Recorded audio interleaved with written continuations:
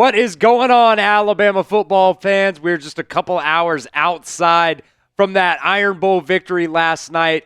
Alabama beating Auburn 28-14. They take care of business. They do what they have to do. And look, they still have a shot to make it into the college football playoffs. We'll talk about all that on today's Overreaction Sunday video. We do it every single week here. Go out on social media and look in the comment section from things that were said during our watch party as well. We throw those in as we take the biggest overreactions on that. I'll give you my take, whether I think it's fair, whether I think it is an overreaction, or if it's not an overreaction. So we will do that on today's video. But first, if you guys enjoyed that Iron Bowl victory last night, make sure you like today's video for me right now. I think every single Alabama fan should enjoy it every single time we beat Auburn, and this time for the 5th straight time. So go ahead and hit that like button for me right now.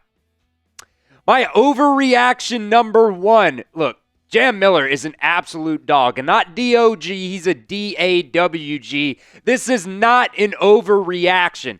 How long have I been saying Alabama needs to get these running backs more involved in the run game? Probably since, I don't know, like week 3 or something like that, since you started looking like you weren't, when Jalen Milroe wasn't really that guy to be able to run the ball consistently for you every single game. And look, that's fine. I'm not asking Jalen Milroe to go out there and run for 100 yards every single game. Because, look, sometimes your offensive line doesn't have it, and we've seen plenty of that for Alabama this year. And in this game yesterday, Alabama's offensive line struggled at times as well. In particular, Elijah Pritchett. I think a lot of you guys know how I feel about that. But, look, man, Jalen Milroe has been a guy this year who has consistently gotten 5 yards a carry, 4 yards a carry almost every single game over the entire season. He's averaging, I believe, like 5.6 yards a carry or something like that. And this coaching staff has refused to get him or Justice Haynes the ball. And look, finally in this game, they were able to get Jalen Milroe the ball. 28 carries in this game. I would assume that's a career high, considering he didn't play a lot last year. And then this year, I think his high was like 12 from last week or something like that. So I am very excited that Alabama was finally feeding their running backs in this game. And look, it opened everything up for the offense. The run game with Jalen Milroe, the pass game as well. You also had some wide receivers step up for you, in particular Jeremy Bernard. So that definitely helped Jalen Milroe a lot in this game. But number one was the running backs, in particular Jalen Milroe, definitely thrived in this ball game yesterday. Melo Overreaction number 2 here. Look, it was a successful first year for Kalen DeBoer. And look, I don't think this is an overreaction at all. I think there are a lot of people out there that want perfection. They want the one loss, whatever it is.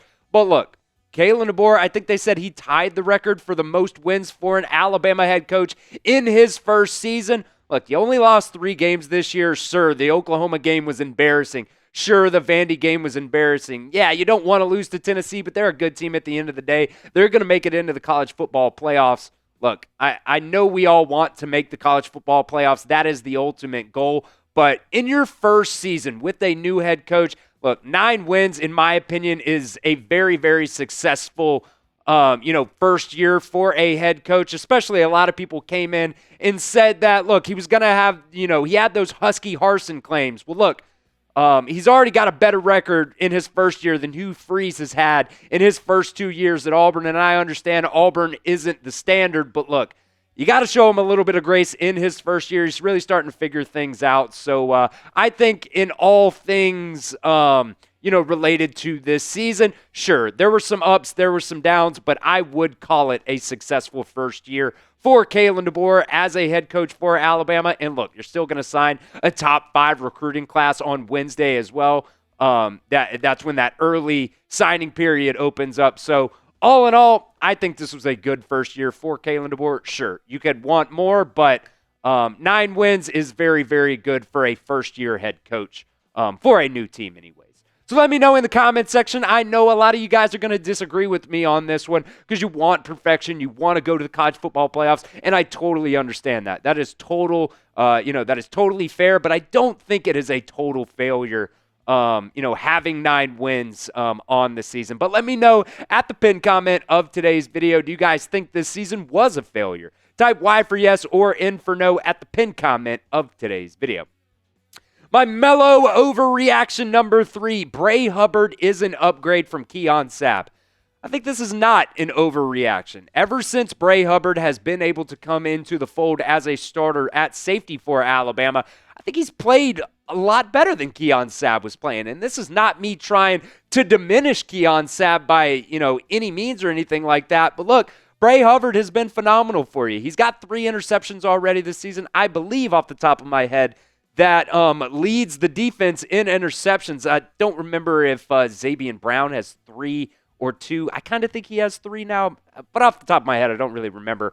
But either way, look, Bray Hubbard has played phenomenal for you. He also helps in the run game. He comes downfield. He makes hard hits, on running backs as well. So, when you got a guy like Deontay Lawson that went down at that linebacker spot, having a safety, he honestly reminds me a lot of Caleb Downs, the way he comes downfield and attacks the running backs and attacks those ball carries. He makes a lot of really big hits for you. And honestly, he hasn't made too many noticeable mistakes anyways. There were, times when Keon Sabb was getting in there outside of that first game of the season where he had those 2 picks against Western Kentucky. Look, he was getting beat a lot deep, and there were a lot of guys trying to make up for him. Malachi Moore back there as well. So I'm not trying to diminish any kind of thing on Keon Sabb at all, but I will say I do think Bray Hubbard has been an upgrade for Alabama at that safety position. Make sure you guys are subscribed right here to the Alabama Football Report. We got early signing day on Wednesday. The transfer portal opens up on December 9th. Just because the regular season is over does not mean we will stop making videos. We're here year-round. We, might be live, not sure exactly, on Selection Sunday. I guess that's what they're calling it now. Next week after those conference championship games on Sunday, we will find out if Alabama makes it into the college football playoffs. If we're not live, we will definitely have a video for that for you guys. And we'll also be live for any college football playoff game or bowl game that Alabama makes it to. So make sure you guys do not miss out. Hit that sub button for me right now. Melo overreaction number 4. Jalen Milroe's last game for the Crimson Tide? I'm not saying that it's not, but I'm not saying that it is either. I'm just going to go with possibly for this one. There's been a lot of ups and downs for Jalen Milroe this season. I think this game has really been the epitome for Jalen Milroe's career as Alabama's starting quarterback. When you take away the turnovers and just look at what he did production-wise, he was 18 for 24 throwing the ball, 256-yard passing, 17 carries for 104 yards rushing, and 3 touchdowns. Now, that's very good. But he also had 2 fumbles that Auburn actually got. He actually had 3 fumbles in that game yesterday, but Alabama was able to get one of them back. I think it was on 3rd down, so it's not like it really mattered anyways.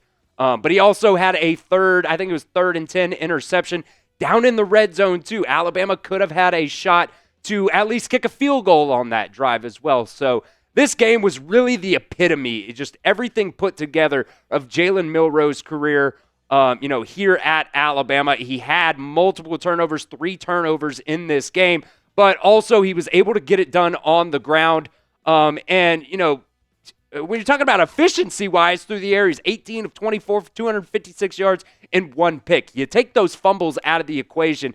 Jalen Milroe did play a pretty decent game, but unfortunately, you did have those fumbles in there as well. Ryan Williams also fumbling the ball. But look, either way, you got the win here. I don't know what happens to Jalen Milroe after this season. Does he go off to the NFL draft? Does he stick around? He's still technically got a couple more years of eligibility left here. Or maybe he hits the transfer portal. I genuinely do not know what happens with Jalen Milroe, but I will say I think the future is very, very nice with Ty Simpson back there. He's your quarterback 2 right now, but I think next year Ty Simpson can really take over and just really elevate this offense. Honestly, I think he's more consistent throwing the ball. So let me know what you guys think happens to Jalen Milroe after the season. I think the most likely outcome here is he goes to the NFL draft, considering that quarterback draft class is not very good right now. You got Shedeur Sanders, you got Cam Ward, and then it's kind of up in the air from there. I think Jalen Milroe has a chance really to be quarterback 3 off the board, which in a normal year, I think he probably goes like the 3rd round, probably, maybe even the 2nd round, but when there's not very many quarterbacks that are really elevating themselves above the rest, I do think he could sneak into the 1st round because there are a lot of quarterback-needy teams out there in the NFL. So what do you guys think happens to Jalen Milroe after this season? Type D if you think he goes to the NFL draft. Type S if you think he stays for another season, which that happens, I think Ty Simpson might end up transferring, which I really hope that doesn't happen. Or type T if you think he ends up hitting the transfer portal and plays for another college football team next season. Melo Overreaction number 5 here. We are in the college football playoffs. We have done enough. We took care of business yesterday against the Auburn Tigers. We had enough upsets, and we are absolutely in to the college football playoffs. I don't know yet. I think this is an overreaction at this point. You did have a couple of games go your way, but the games that really counted, the games that really mattered, I don't think you got enough of them. Tennessee ended up beating Vandy yesterday, coming back from down 14-0 in that game. Syracuse did beat Miami, but I think Miami was just ranked too high. That they had that number 3 spot going into the game, so I don't think they're going to drop all the way out. Sure, they're not going to go to the ACC championship game.